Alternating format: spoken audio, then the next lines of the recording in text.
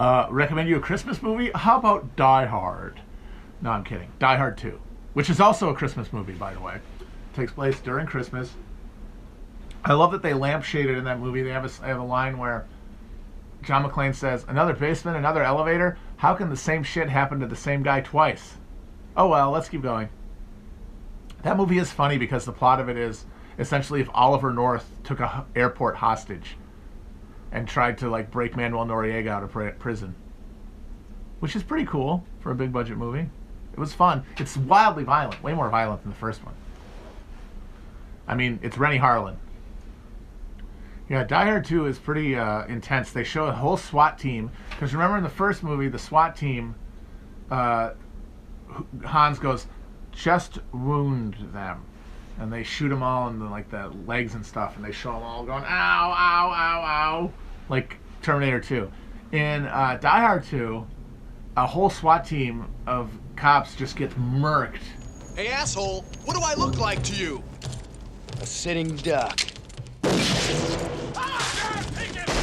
By Robert Patrick, actually, speaking of Terminator 2, and a bunch of like U.S.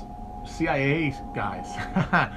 And also, in retaliation for an attempt to violate the rules, Oliver North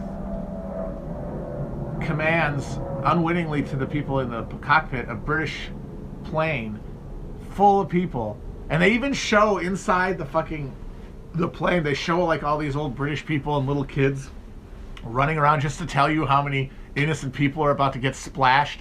And then John McClane tries to warn them off for the runway, but they smash into the fucking ground, blow up. Colm Meaney is engulfed in flames. And then after it's burning, McClane goes over and he picks up a fucking a burned, singed teddy bear out of the rubble. Pretty fucking hardcore.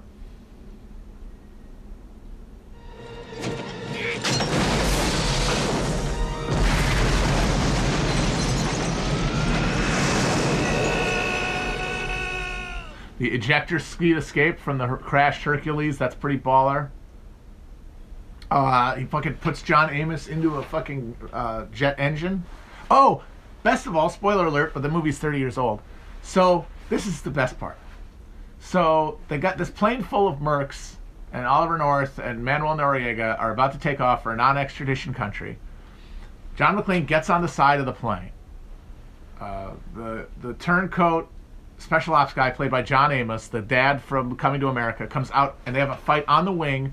The guy flies out into the jet engine, gets sucked in. Then John McClane fights the Oliver North guy, played by William Sadler. William Sadler kicks his ass and throws him off the plane. And he lands on the runway while they're flying away. Bad guys win. Wrong.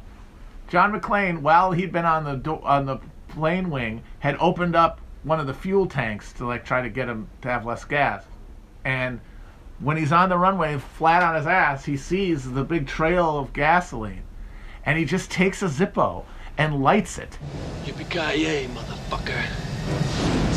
And the trail of gas zips up into the air, into the plane engine, the gas tank, and blows up the plane in midair. He murders like 50 guys.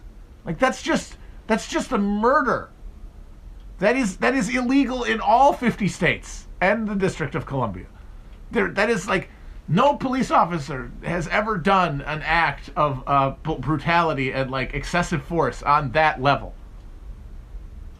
since like the Move bombing. And it's great. Everyone's happy. They use the down-burned carcass of the plane as a landing light for all the planes that have to land because they're running out of fuel. Amazing. And you could argue, yeah, sure, he should have done that. Fuck those guys. And I probably agree with you, but it's not the kind of thing heroes in movies generally do.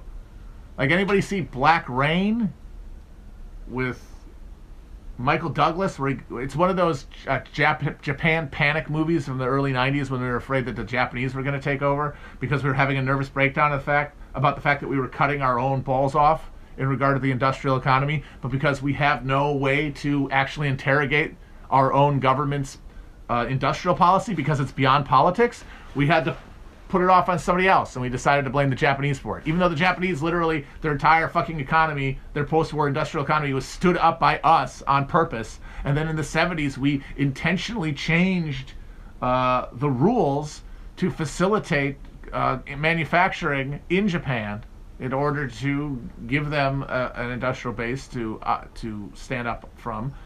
And that meant that capital was going to flow in that direction. We did that shit. That was a choice.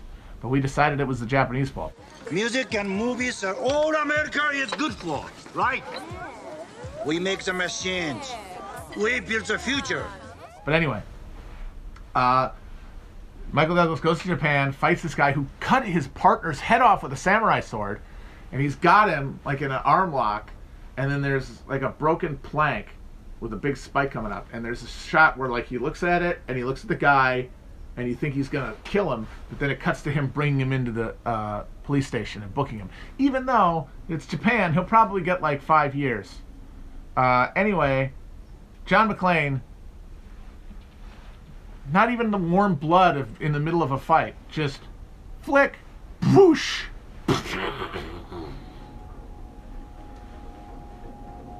I would love to see that in one of these fucking Marvel movies.